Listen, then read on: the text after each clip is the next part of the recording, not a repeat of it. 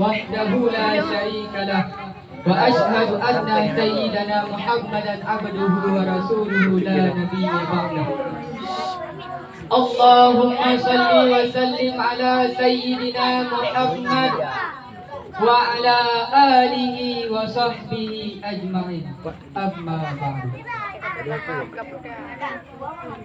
Pertama-tama dan yang paling utama, marilah sama-sama kita panjatkan kehadirat Allah Subhanahu wa taala, yang mana oleh Allah yang telah memberikan kepada kita sehat badan, sehat pikiran, sehingga kita dapat berkumpul di balai yang dimuliakan oleh Allah Subhanahu wa taala.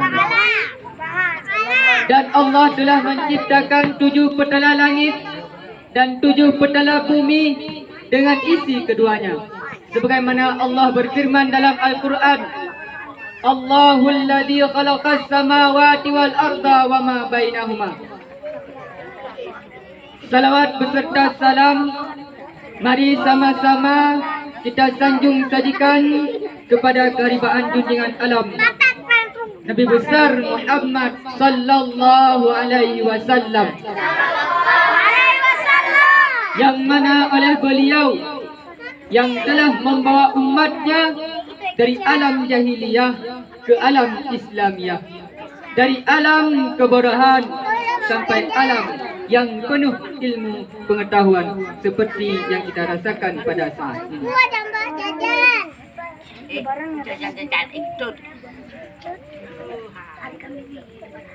Singkat saja, kita bicarakan tentang masalah akhlak. Diutuskan oleh Allah Subhanahu wa taala, yaitu seorang nabi akhir zaman. Siapakah beliau? Yaitu Nabi Muhammad sallallahu alaihi wasallam.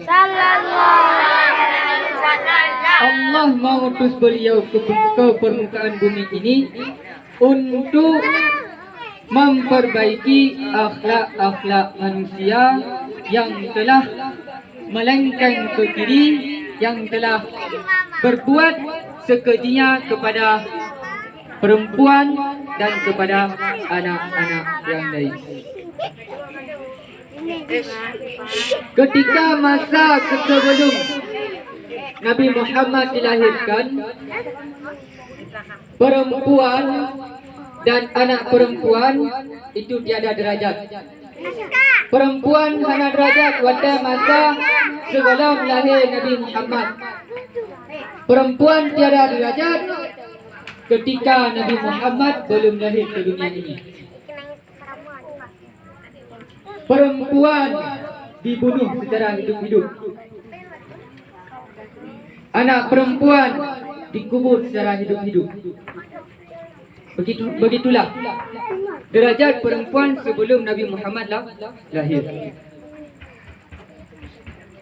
Setelah Nabi Muhammad lahir ke dunia, akhlak manusia dan derajat perempuan dinaikkan oleh Nabi Muhammad.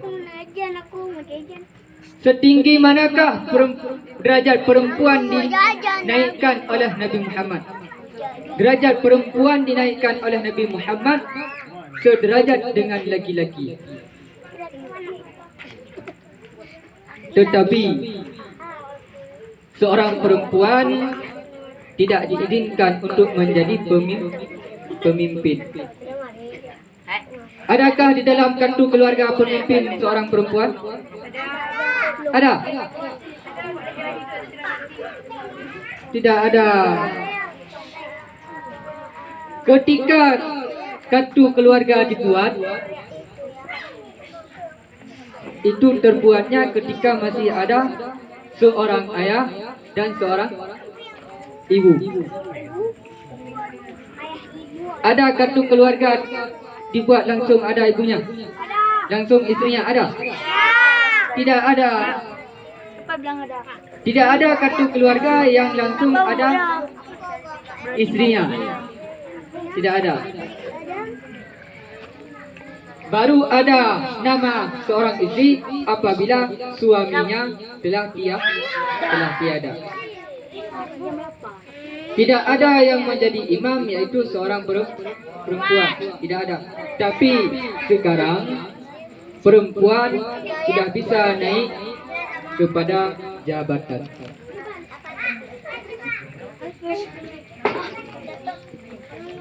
Ketika masa Rasulullah, perempuan itu tidak ada yang naik tahta. Bahkan sepeninggal Nabi Muhammad, ketika masih dalam masa sahabat, itu tidak ada perempuan yang menjadi pemimpin. Nabi Muhammad diturunkan ke dunia untuk memperbaiki akhlak manusia. Jadi ketika Rasulullah turun ke dunia, semua akhlak-akhlak yang tercela diperbaiki oleh Nabi Muhammad sallallahu alaihi wasallam. Jadi kemanapun kita pergi, kemanapun kita berjalan, kita mengedepankan akhlak. Banyak ilmu, banyak titel. Apabila tidak ada akhlak, tiada guna.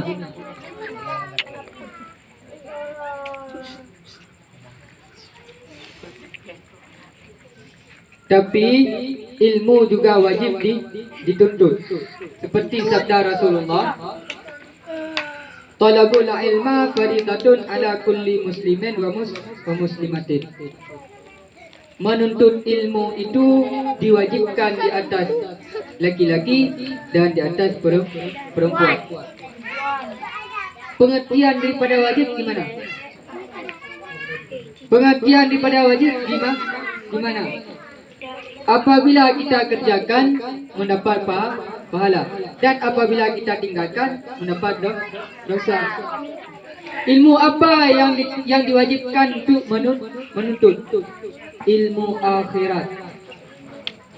Karena jika kita menuntut ilmu dunia, hanya kita perbuat, hanya kita amalkan ketika di masa di dunia.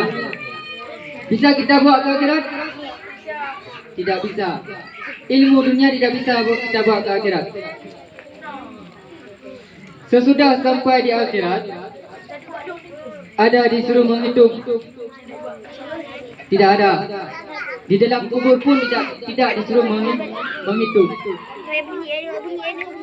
Tetapi ilmu yang kita dapatkan di dunia, ilmu yang kita pelajari di dunia, apabila tidak kita manfaatkan kepada yang perlu, maka Allah akan menuntut kita di akhirat.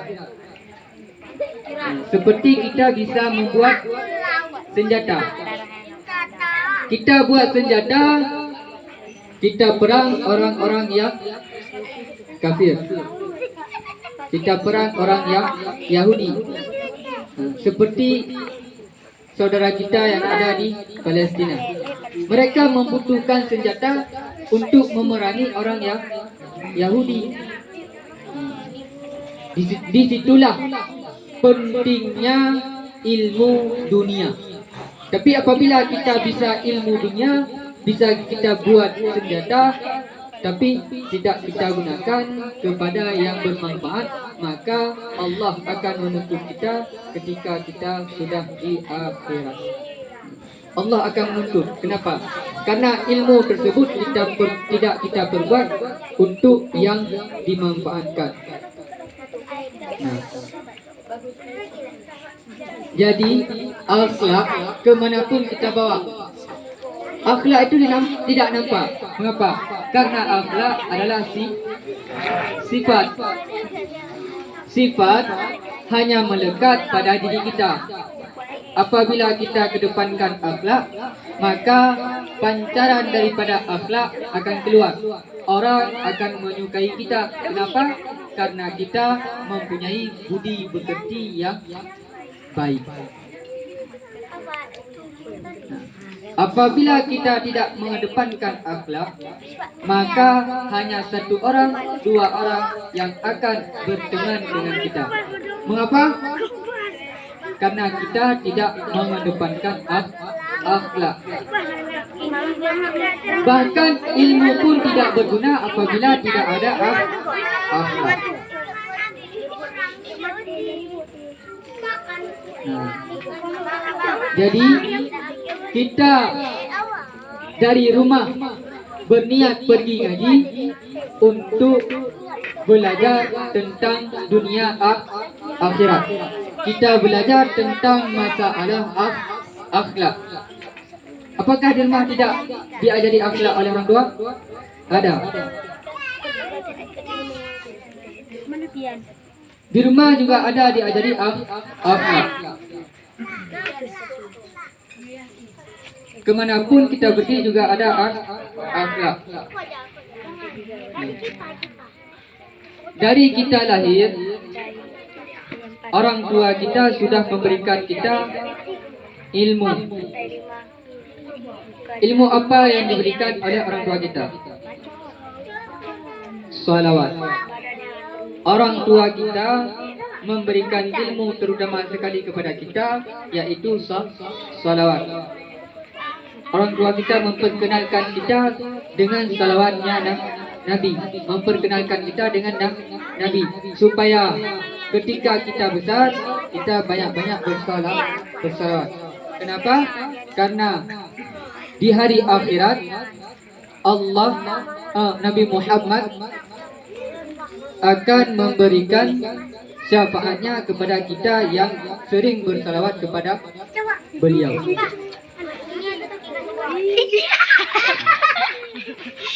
Tapi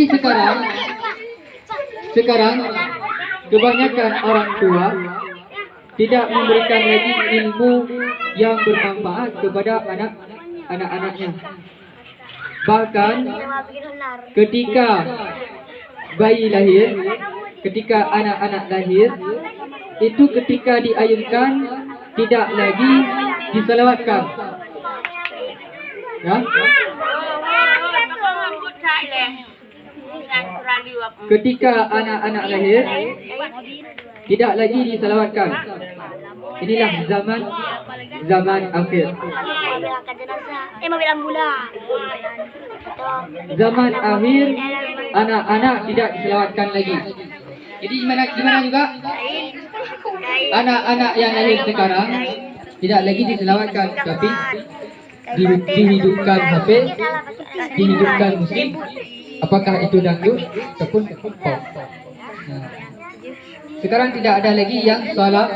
Nah, kebanyakan sekarang kita dengar dangdut, lagu pop. Nah, tidak ada lagi yang selawat. Itulah akhlak sekarang sudah berkurang. Jadi kita sampai ke balai pengajian, kita belajar akhlak dan kita belajar ilmu akhirat. Sampai ke balai pengajian, dari rumah kita niat untuk belajar, sampai ke balai pengajian pun kita harus belajar. Jangan sampai ke balai pengajian kita main-main. Nah, dari rumah kita pergi bilang sama orang tua, aku pergi ngaji, aku ingin belajar ilmu akhirat. Tapi sampai ke balai pengajian kita tidak belajar, hanya main-main.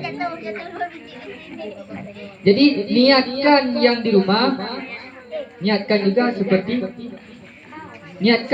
di rumah, dan niatkan ketika sampai ke balai. Seperti itulah yang namanya belajar. Jangan lupa niat.